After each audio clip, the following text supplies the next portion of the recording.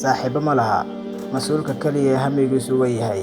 Hamigiisu waa uu ka wan yahay dhulka uu xukumo hogaamiyahan Eritrean Isaias Afwerki Abraham. Waxa uu hogaaminayay halgankii dalkiisa ee xorriyadda uu ka qaatay Itoobiya sanadii 1991, wuxuuna hayay jagada madaxweynenimo ilaa 1993. Mucaaradka ayaa ku eedeynaya inuu caburiyay iyo inuu Eritrea gacan bir ah ku xukumay tan iyo markii ay xorriyadda qaadatay 1993. Kadib 30 sano, Isaias Afwerki waxa uu ku dhashay caasimadda Eritrea ee Asmara, taariikhdu markay ahayd February 1946. Waa Masiixi. Wuxuu wax ku bartay injineernimada caasimadda Itoobiya Addis Ababa 1965, laakiin wuu iska dhaafay 1966, wuxuuna aaday Kassala. Khibrad siyaasadeed. Afwerki waxa uu ku biiray jabhaddii xoreynta Eritrea 1966 ee horseedka ka ahayd halgankii xorriyadda dalka looga qaatay gumaystihii Talyaaniga. Kadibna waxa uu ku biiray jabhadda xoreynta dadka Eritrea, isagoo tababar ciidan ku soo qaatay Shiinaha.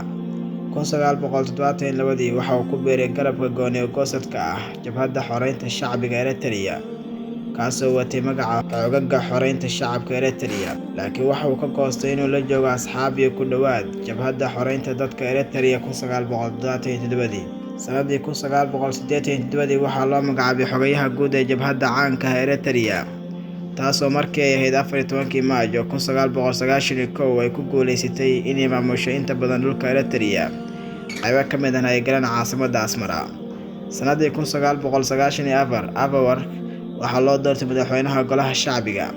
Isla maalintaasna waxaa u doortay madaxweynaha dalka xubnaha Golaha Qaran laftiisa. Bishii February 1994, jabhaddii xoreynta shacbiga Eritrea waxay isu beddeshay xisbi siyaasadeed loogu magac daray Jabhadda Dadka ee Dimuqraadiyadda iyo Cadaaladda, wuxuuna sii hayay xogayaha guud.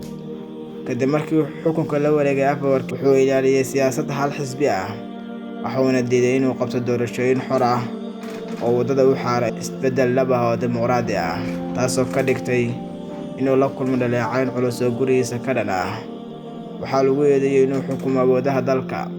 Bishii May 2001, 15 xubnood oo ka tirsan Golaha Dhexe ee xisbiga talada haya ee caanka ah ee Dimuqraadiyadda iyo Cadaaladda ayaa ku eedeeyay madaxweyne Afwerki inuu ku kacay fal ka baxsan sharciga iyo dastuurka.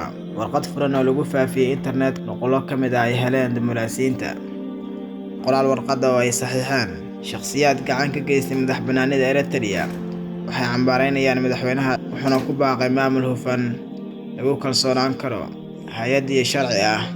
Mucaaradka Eritrea waxay u dhaqaaqeen in ka badan hal jeer inay ridaan xukuumadda madaxweynaha, sidii dhacday bishii Diseembar 2007 markii wakaaladda wararka taageerta ee dowladda Itoobiya ay soo xigatay hogaamiyaha jabhadda dimuqraadiga shacbiga Eritrea, Tewolde Gebre Selassie, isagoo leh xisbiyada mucaaradka Eritrea waa inay u midoobaan halganka ay ugu jiraan inay xukunka ka tuuraan dowladda Asmara, taasoo dadka ku riixaysa adoonsiga iyo dhibaatooyinka dhaqaale. Dhaleecayn.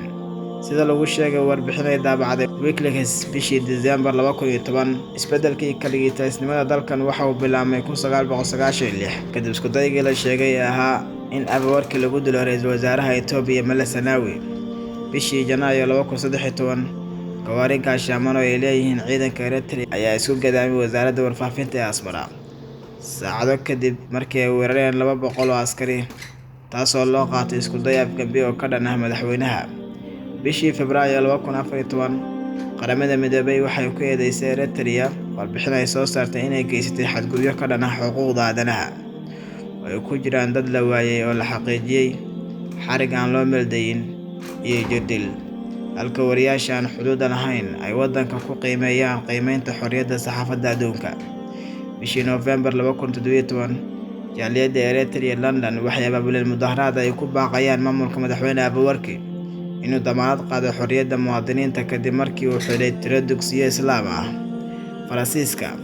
Eritreaanku waxay ku mudaharaadeen agagaarka safaaradda dalkooda ee Paris, waxayna codsadeen in lagu qasbo taliska Afwerki inuu keeno dimuqraadiyad dalka, sii deynta dadka u xirxiran siyaasadda, kana tanaasulaan waxay ku tilmaameen xukunka militariga Eritrea. Dowladda madaxweyne Afwerki waxaa kormeeray kooxo caalami ah kadib markii ay ku dhawaaqday in la joojiyo doorashooyinka, xariga 11 ka mid ah dadka sida weyn uga soo horjeeda dalka marka lagu daro xayiraad ay saartay xorriyadda saxaafadda.